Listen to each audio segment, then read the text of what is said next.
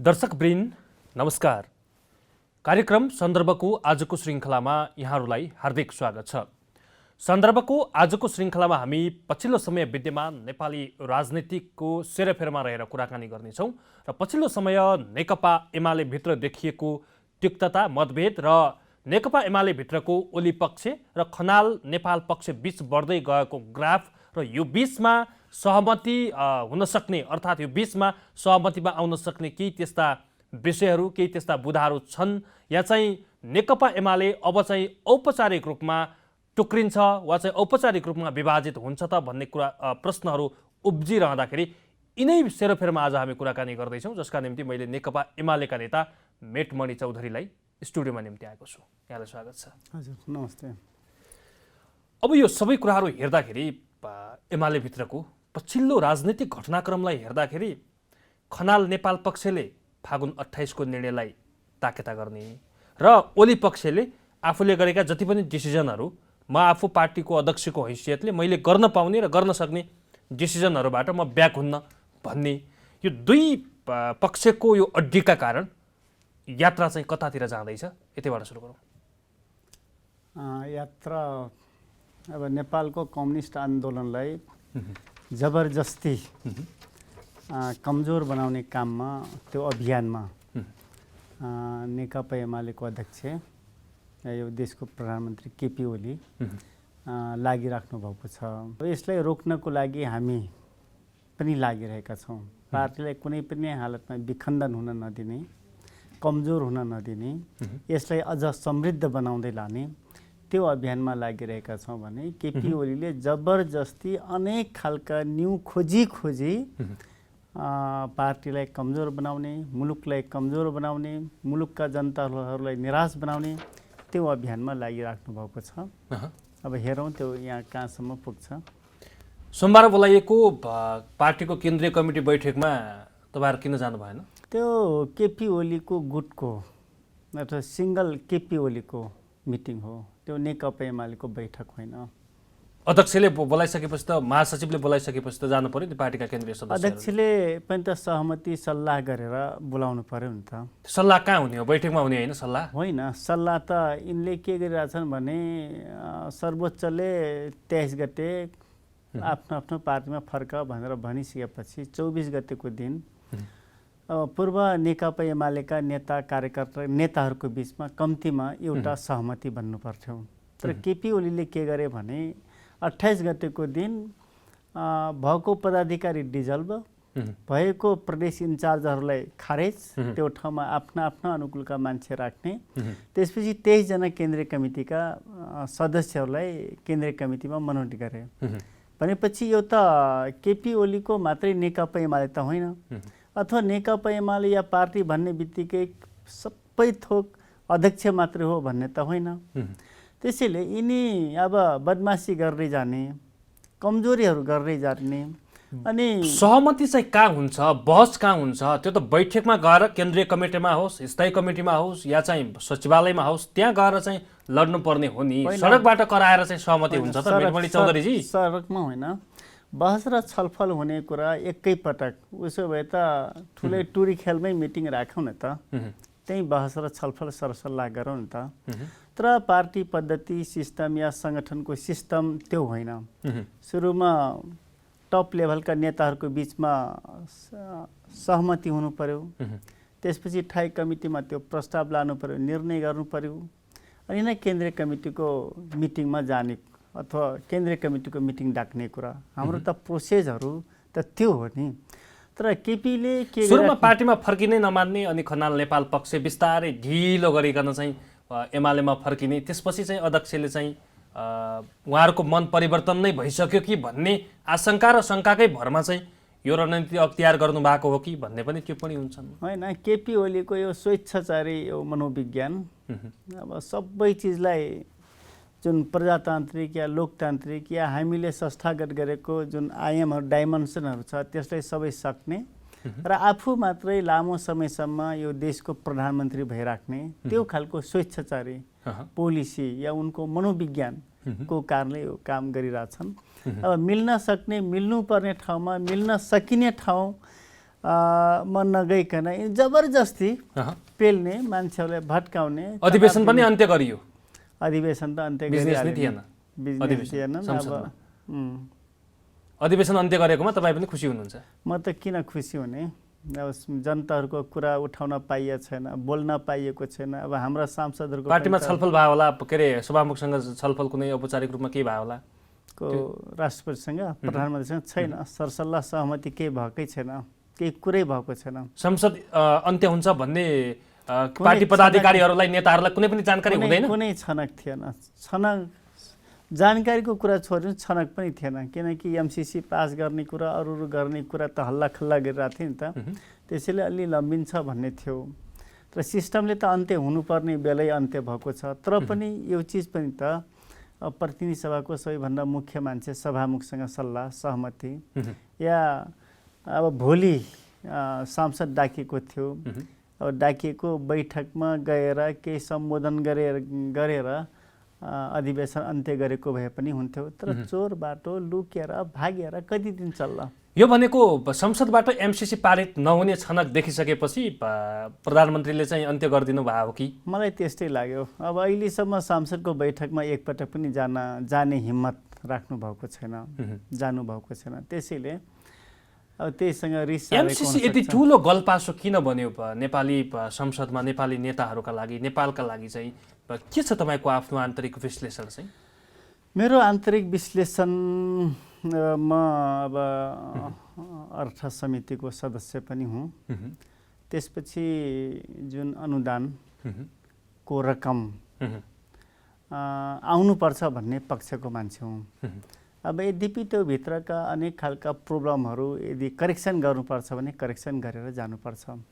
तर समग्रमा जुन 63 खरब होइन बराबरको जुन पैसा हो, यो चाहिँ नेपालमा आउनुपर्छ।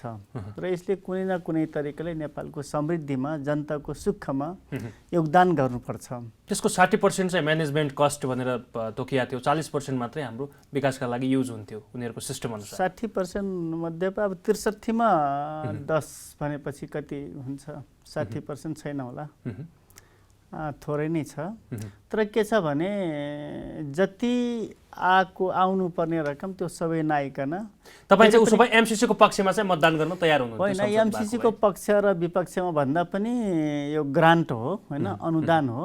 अनुदान हामीले स्वीकार गरेर जान सक्नुपर्छ। तपाईँ चाहिँ मतदान गर्नुहुन्थ्यो? मतदान भन्दा पनि अब पार्टीभित्र एक खालको त्यो भएको भए, अब सहमति, एक खालको सहकार्य, सबैसँग सरसल्लाह भएको भए त पार्टीले जे भन्छ त्यो त मान्नुपर्छ। एमसिसीका बुदाहरू राम्रोसँग अध्ययन गर्नुभएको छ तपाईँले? म 2-3 पटक पढेको छु।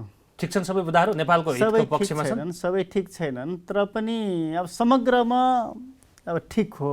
तर त्यो भित्रका जुन कुराहरू छ, करेक्सन गर्न मिल्ने कुरा त करेक्सन गरेर जान सक्नुपर्छ। यदि करेक्सन गर्न मानेन भने ग्रान्ट हुँदैन, अनुदान आउँदैन।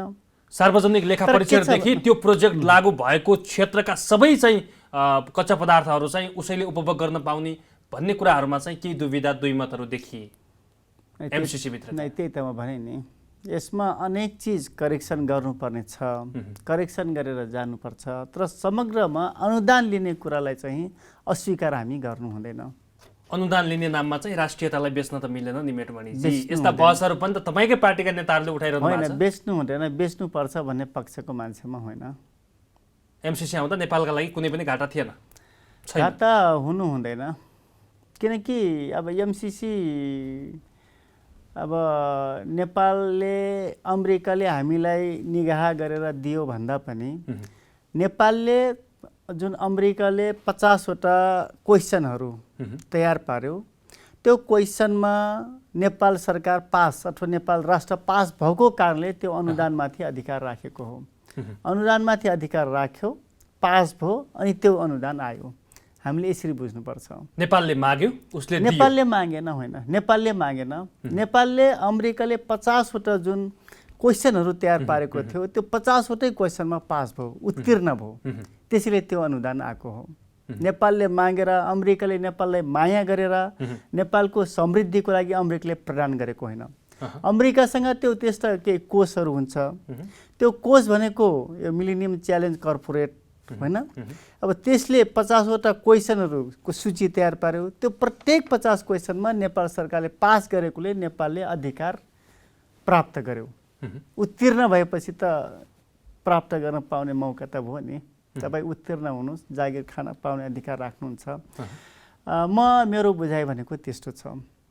उसको अनुदान उसको निगाह होइन, उसले दिएको होइन, नेपाल सरकारले प्राप्त गर्यो। प्राप्त गरेको कारणले यो अनुदान आएको हो।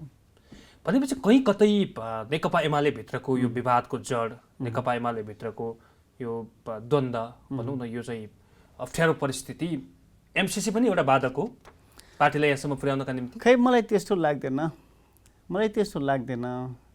किनकि अब एमसिसी भन्ने बित्तिकै सुरुमा काङ्ग्रेस र माओवादी सरकारको पालामा ज्ञानेन्द्र बहादुर कार्की अर्थमन्त्री भएको बेला उहाँले नै एग्रिमेन्ट गरेको। त्यसबेला माओवादी पार्टी सरकारमा थियो। त्यसपछि अब नेकपा एमाले भित्रका पनि लगभग ठुला भनिने सबै नेताहरू एक खालको ग्रान्ट ल्याउनुपर्छ, अनुदान ल्याउनुपर्छ, यो नेपालको अधिकारका कुरा हो भन्ने पोजिसनमा पुगेको।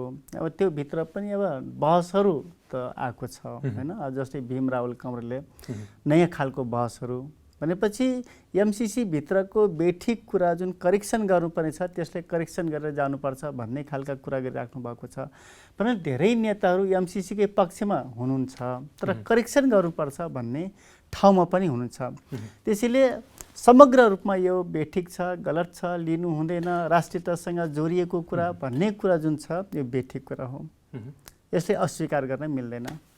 उसले ओनरसिप लिने कुरामा पनि उसको जुन पाइपलाइन छ त्यो पाइपलाइनलाई उसले 100औं वर्षसम्म चाहिँ त्यसमा आफ्नो अधिपत्य र हक जमाउन खोज्ने भन्ने कतिपय कुराहरू मान्छेले अनुदान दिइसके पछाडि त निश्चित क्राइटेरिया हुन्छ, निश्चित समय हुन्छ। 5 वर्षपछि प्रोजेक्ट सकियो, त्यसपछि चाहिँ फिर्ता हुने। तर उनीहरूले चाहिँ प्रत्यक्ष अप्रत्यक्ष रूपमा चाहिँ त्यसको निगरानी राखिराख्ने भन्ने विषयहरू त अलिकति जटिल, त्यो त प्रोजेक्ट सक्यो जान्छन्। जस्तै जापानले पनि ठुला सडकहरू त निर्माण गरेको छ नि। इन्डियाले पनि पूर्व पश्चिमको राजमार्ग बनायो होइन। राजमार्ग बनिसकेपछि त्यो आफै त्यो प्रोजेक्टवाला त उठेर गएका छन् नि, यही त बसेका छन्। हकमा त त्यस्तो छैन नि त। अनि एमसिसीको बुदा एमसिसीमा पनि कहाँ छ र? अमेरिका बसिराख्ने कुरा, सेना बसिराख्ने कुरा त्यो कहाँ छ र लेख्या? उनीहरूको प्रोजेक्टको जुन चाहिँ त्यो नमुना छ त्यसको चाहिँ के अरे डिपिआर छ, त्यसको जहिले पनि के अरे कपिराइट लाग्ने भनेको अर्थ चाहिँ के हो? त्यसो भए के कपिराइट के त्यस्तो छ र? खै मलाई त त्यस्तो लाग्दैन। संरक्षणका नाममा र त्यसको सम्वर्धनका नाममा संरक्षण केही समयसम्म, लामो समयसम्म उनीहरू कति म ठ्याक्कै त्यो कति सालमा सक्नु पर्ने 2000 कति 22-23सम्म होइन, 22-23सम्म सक्नु पर्ने। त्यो सक्यो भने प्रोजेक्ट सक्यो भने सक्यो भनेपछि अमेरिकाबाट आएका जति पनि प्राविधिकहरूदेखि लिएर कर्मचारी फर्किन्छन् नि। केही बसिराख्ने कुरा हुन्छ र? अब अलिकति प्रसङ्ग, हामी पार्टीको प्रसङ्गमा थियौँ, त्यो बिचमा एमसिसीको विषय पनि अलिकति पेचिलो विषय बनाए भएर हामीले के स्थान दियौँ। यो सहमति हुने आधारहरू केही पनि छैन अब एमालेमा? यो ग्राफ चाहिँ दिन प्रतिदिन बढ्दै गएको, अब तपाईँहरू चाहिँ विभाजनको मनस्थिति बनाएर अगाडि बढ्नुभयो? होइन, हामी विभाजन गर्नुपर्छ भन्ने पक्षमा छैनौँ। भनेपछि तपाईँहरू बैठकमै नजाने, छलफल नै नगर्ने, दुवै पार्टी के अरे खनाल नेपाल पक्ष र ओली पक्षको भनौँ न त्यो 23 गतिको निर्णय पछाडि त एकपटक धुम्बाराई भएको, त्यसपछि त कुनै पनि छलफल पनि भएको छैन। त्यही त केपी ओली सबैभन्दा धेरै जिम्मेवार केपी ओली हुनुपर्छ, किनकि उनी अध्यक्ष हुन्। अब उनी चाहिँ माधव नेपाल, झलनाथ लगायतका मान्छेहरू भागे हुन्थ्यो भन्ने, अनि माधव नेपाल के भन्नाले जेएन कमरेडहरू अनि उसको पछि लागेर हिँडिराख्ने कुरो त हुँदैन होला राजनीतिमा। राजनीति भनेको प्रतिष्ठाका कुरा पनि हो, राजनीति भनेको इथिक्सको कुरा पनि हो। त्यसैले हामी नेकपा एमाले, सिङ्गो नेकपा एमालेलाई जोगाउन चाहन्छौँ, बचाउन चाहन्छौँ। तर केपी ओली जबरजस्ती भएको नेपालको कम्युनिस्ट आन्दोलनलाई छेडबिछेड गर्न चाहन्छन्। अब केपी ओली जस्तै पत्रकार महासङ्घको इलेक्सन भयो, अब उनले रिजल्ट हेरे, तर पनि करेक्सन गर्नुपर्छ, करेक्सन हुनुपर्छ भन्ने ठाउँमा पुग्दैनन्। किन पुग्दैनन् भने उनी कम्युनिस्ट आन्दोलनलाई, समृद्ध कम्युनिस्ट आन्दोलनलाई देख्नै चाहँदैनन्। त्यो कम्युनिस्ट आन्दोलनलाई यस्तो कम्युनिस्ट आन्दोलन हुनुपर्छ भन्ने पक्षमै छैनन्। छेड बिछेड, कमजोर बनाउने, त्यसपछि सधैँभरिको लागि कम्युनिस्ट पार्टीलाई सक दिने, त्यो अभियानका अभियन्ता भएको कारणले ठुला दुईटा पार्टीले एक ठाउँमा ल्याए, अलग अलग बनाए। त्यसपछि भएको नेकपा एमाले ठुलो पार्टी थियो, ठुलो पार्टीलाई अलग बनाए। भनेपछि यिनी क्रमशः पार्टीलाई छेदविच्छेद बनाउने पोजिसनमा छन्, टुक्रा टुक्रा गर्ने ठाउँमा छन्। त्यस कारणले उनी यति चाँडै यति छिटो करेक्सन हुने ठाउँमा पुग्लान् जस्तो मलाई लाग्दैन। भनेपछि विवादको सबै जड चाहिँ तपाईँले चाहिँ पार्टी अध्यक्ष अर्थात् प्रधानमन्त्री केपी ओलीलाई मात्र देखिरहनु भएको छ? होइन, उहाँ नै हो नि, उहाँ नभएर अरू को हुन्छ? उहाँहरूले त आत्मालोचना गरेर आउनुहोस् न, फर्किनुहोस् न पार्टीमा भन्नु। आत्मालोचना त उहाँ गर्नुपर्छ। यो त इगो भएन र मेटमणि चौधरी? एकजना त आगोमा त घिउ हाल्ने काम त गर्नु भएन नि, त्यसलाई निभाउनका लागि त पानी सम्किनु पर्यो। होइन, कम्तीमा मैले गल्ती कमी कमजोरी गरेँ, अब ठिक छ, मलाई माफ गर्नुहोस् भन्नु पर्यो नि। प्रतिनिधि सभा भङ्ग किन गर्नु पर्यो? त्यो त पुनर्स्थापित भइसकेको छ नि त। होइन होइन, त्यो विषय त टुङ्गियो नि, होइन, पुनर्स्थापित भएपछि। त्यसको जस्टिफाई त गर्नु पर्यो नि, म यो कारणले गरेको थिएँ भनेर। काम गर्न पाएन, त्यसपछि मैले मलाई चौतर्फी घेराबन्दी पारियो, त्यसपछि मैले डिजर्भ गरेँ भन्नु। यही त संसारको सबभन्दा धेरै काम यही साल यही वर्ष म प्रधानमन्त्री भएपछि भएको भनेर भनिरहेछ नि त। काम गर्न नदिएको। तपाईँले राम्रोसँग त काम गर्न दिनु भएन रे नि त, उहाँले फुर्सदमा गरेको काम मात्रै हो त्यो। राम्रोसँग काम गर्न दिया भए चाहिँ योभन्दा बढी विकास हुन्थ्यो। सांसदहरू उहाँले बेसार पानी खाँदा खाऊ भन्दा पनि होइन, हामीले ताली पिटेकै थियौँ। उहाँले जे भन्नुभयो त्यो त्यो ताली पिटेका थियौँ नि। हामीले कुन बजेटलाई डिस्टर्ब गऱ्यौँ, कुन नीति कार्यक्रमलाई डिस्टर्ब गऱ्यौँ? अब कहाँ रोक्यौँ हामी? त्यसरी नेपालको राजनीतिमा चाहिँ के फ्याक्टरले खेल्दो रहेछ मेटमणि चौधरीजी? यो सबै घटनाक्रमलाई हेर्दाखेरि चाहिँ हामी देशी विदेशी तत्त्वहरू घुसे षड्यन्त्र भयो भनेर ठुल्ठुला नेताहरूका मुखबाट चाहिँ सुन्छौँ। पछिल्लो घटनाक्रम हेर्दाखेरि पनि त्यस्तै त्यस्तै सिनारियो देखिन्छ। यो किन चाहिँ नेपालको राजनीति सधैँ अस्थिर बनिरहन्छ? नै, म त देशी विदेशीलाई म केही पनि भन्दैन। यो हाम्रो देश हो, यो देशको विषयमा हामीले आफैले पोलिसी मेकिङ गर्ने ठाउँमा छौँ। त्यसैले सम्भवतः केपी ओलीले प्रतिनिधि सभा भङ्ग नगरेको भए आज नेकपा अथवा नेपाल कम्युनिस्ट पार्टीभित्र नेकपाभित्र विवाद हुने थिएन। त्यसपछि त्यो भङ्ग हुन्थेन भने त उहाँलाई अविश्वासको प्रस्ताव ल्याएर तपाईँहरू लखेटिहाल्नुहुन्थ्यो नि? होइन होइन, प्रधानमन्त्रीबाट होइन, त्योभन्दा अगाडि पनि त थुप्रै मिटिङहरू नबसाल्ने, मिटिङमा नजाने, त्यसपछि मिटिङमा गए पनि अनेक खालका कुराहरू मात्रै गर्ने, यिनी अनेक खालका कुरा त थियो नि त। त्यस कारणले उहाँको दिमागै ठिक ठाउँमा छैन के। दिमाग किन ठिक ठाउँमा छैन भने सधैँ उल्टो कुरा मात्रै सोचिराख्ने, नेगेटिभ कुरा सोचिराख्ने, कसरी मान्छे हिर्काउने भन्ने कुरा मात्रै सोचिराख्ने। कुनै बेला थियो नि, दुईवटा पार्टी एकता हुँदा प्रचण्ड कमरेड र आफू मिलेर माधव नेपाललाई भित्तामा पुर्याउने काम गरे। पछि प्रचण्ड त्यो कुरा बुझिसकेपछि माधव नेपाल र प्रचण्ड अब बहुमतको पोजिसनमा पुगिसकेपछि मिटिङमा नजाने। त्यसपछि मिटिङमा गइसकेपछि पनि अनेक खाली लड्ने, झगडा गर्ने, फिर्ने कुरा मात्रै सोच्ने। भनेपछि मनोविज्ञान या दिमाग ठिक ठाउँमा नभएपछि नेगेटिभ उल्टा कुरा मात्रै सोच्ने कुरा हुन्छ। अहिले केपी ओली त्यो ठाउँमा छन्। अहिले पनि हेर्नुहोस् न, प्रतिनिधि सभा पुनर्स्थापित भयो, खुरुक्क राजीनामा दिनु पर्थ्यो नि, अनि उल्टा बहुमत छ, समर्थन छ। बहुमत कहाँ थियो पहिला? यिनी बहुमत हुँदा पनि दिएनन्, अब कमजोर हुँदा पनि एक्लै लडिराख्छन्। बहुमत त हामी त दुईवटा पार्टी त एक ठाउँमा त्यहाँ थियौँ नि त, मिलाउने त उहाँ नै हो नि त। के माधव नेपाल हो के जेएन कमरेड हो? कमजोर त हुनुभयो, कमजोर हुँदा पनि त मान्नु भएन नि त, निकै कमजोर हुँदा पनि मान्नु भएन। अहिले नेकपा एमाले भित्र बहुमतको पोजिसनमा छु भन्नुहुन्छ, ल हेरौँ न। होइन, कसरी हुनुहुन्छ? तपाईँले केन्द्रीय कमिटीको मिटिङ 2075 साल जेठ 2 गतितिर फर्केर बसालौँ न त, कुन पोजिसनमा छ? जबकि केपी ओली अध्यक्ष भइसकेपछि आफ्ना अनुकूलका मान्छे मात्रै 40 जना थप्या छन्, भन्नाले निकै बहुमतको पोजिसनमा थप्या छन्। तर पनि केन्द्रीय कमिटीसँग फेस गर्ने आँट त छैन नि त, हिम्मत त छैन नि त। त्यस कारणले यो अब अध्यक्ष हुँ, बहुमतमा छु भनेर हल्ला चाहिँ गरिरहेछन्, तर रियल अर्कै छ। भनेपछि जस्तो फागुन 28 को निर्णयमा चाहिँ खनाल नेपाल पक्षको ठुलो गुनासो छ। उहाँहरूले चाहिँ त्यही कुरालाई लिएर प्रधानमन्त्री एकलौटी ढङ्गले अगाडि बढ्नुभयो, पार्टी अध्यक्ष एकलौटी ढङ्गले अगाडि बढ्नुभयो, हामीसँग कुनै पनि छलफल पनि भएन, हुन पनि फोन संवादसम्म पनि नभएका कुराहरू चाहिँ अहिले बाहिरिरहेछन्। पार्टीमा अर्को पार्टीको नयाँ सदस्यहरू भित्र्याउँदाखेरि र भित्रिँदाखेरि त पार्टी त झन् बलियो हुन्छ, सुदृढ हुन्छ भन्ने एङ्गलले पनि त विचार गर्नुपर्ने हो नि। होइन, गजब, धेरै गजब कुरा गर्नुभयो। त्यसको लागि त टप लेभलका नेता या थाई कमिटीको बैठक बस्नु पर्थ्यो नि त। यदि थाई कमिटीको मिटिङ नबसेर कम्तीमा सचिवालयको मिटिङ त बस्नु पर्थ्यो नि त।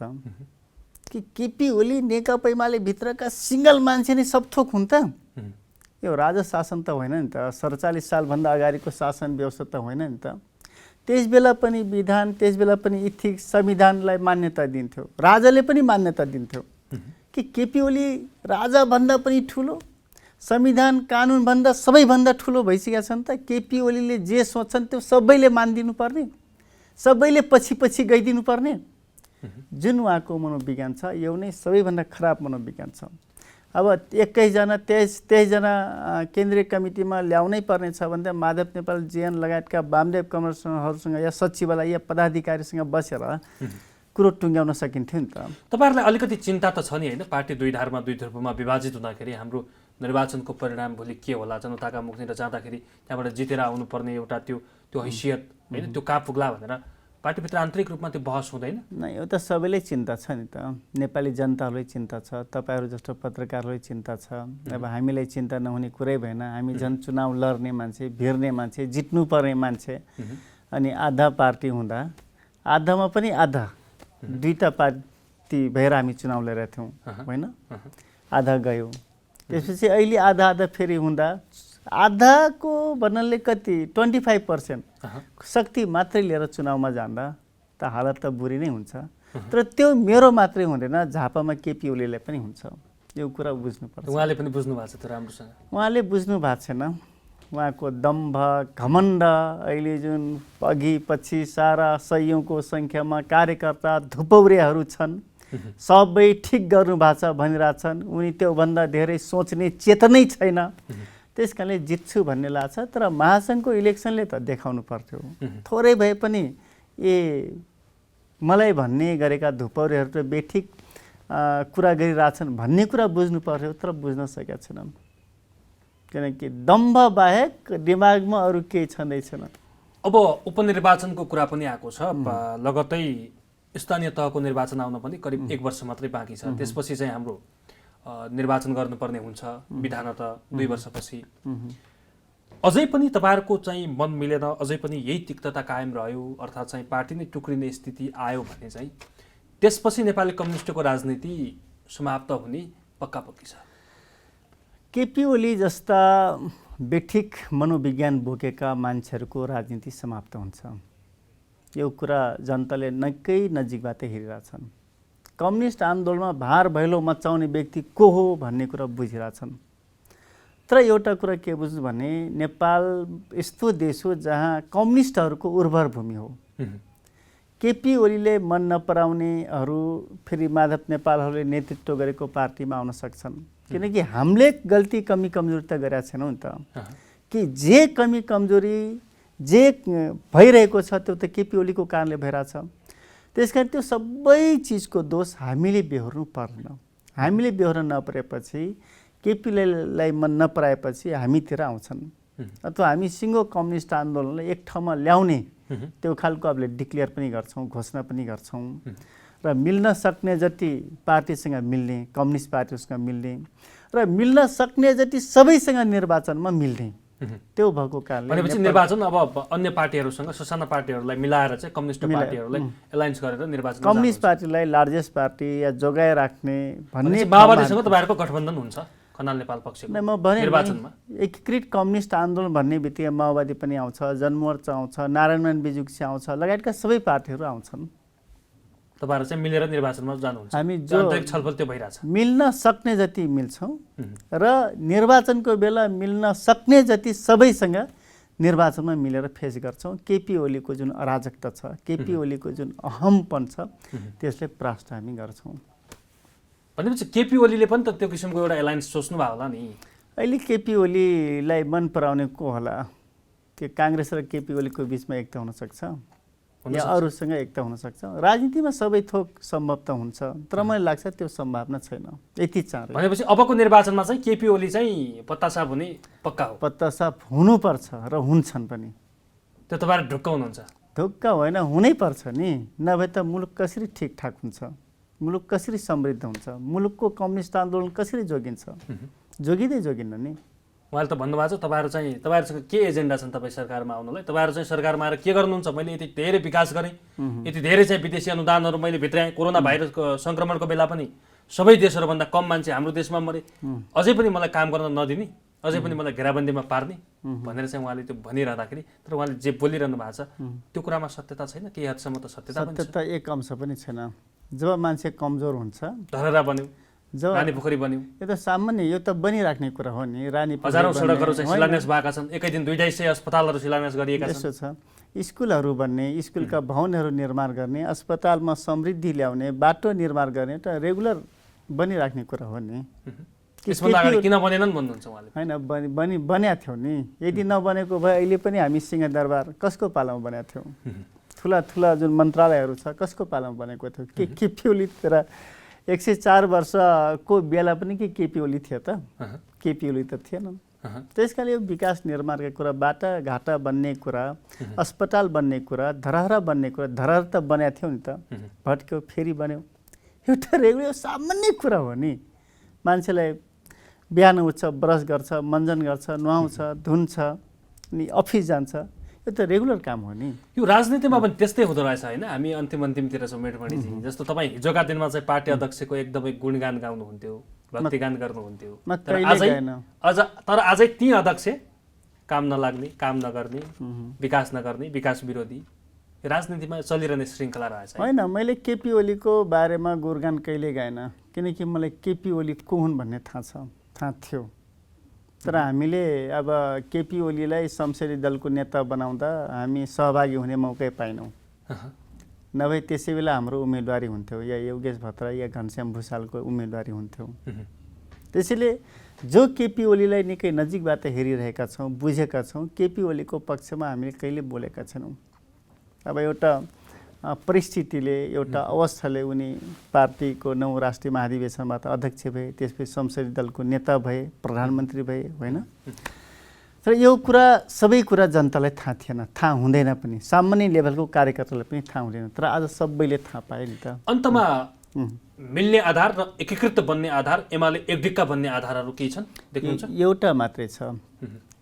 फाल्गुन 28 गतेको मिटिङ बेठिक थियो, गलत थियो। यो त्यो प्रक्रिया धेरै अगाडि बढिसकेको छ। ठिक छ, यो जे निर्णय भएको छ यो सब खारेज भएको छ भनेर सार्वजनिक रूपमा केपी ओलीले डिक्लेयर गरे भने मिल्न सक्ने ठाउँमा हामी पुग्छौँ। 28 को निर्णयबाट उहाँ चाहिँ टसमस हुनु भएन भने अब पार्टी आफ्नो नेकपा एमाले भित्र दुईटा पार्टी बन्छ, दुईटा पार्टी रहन्छ।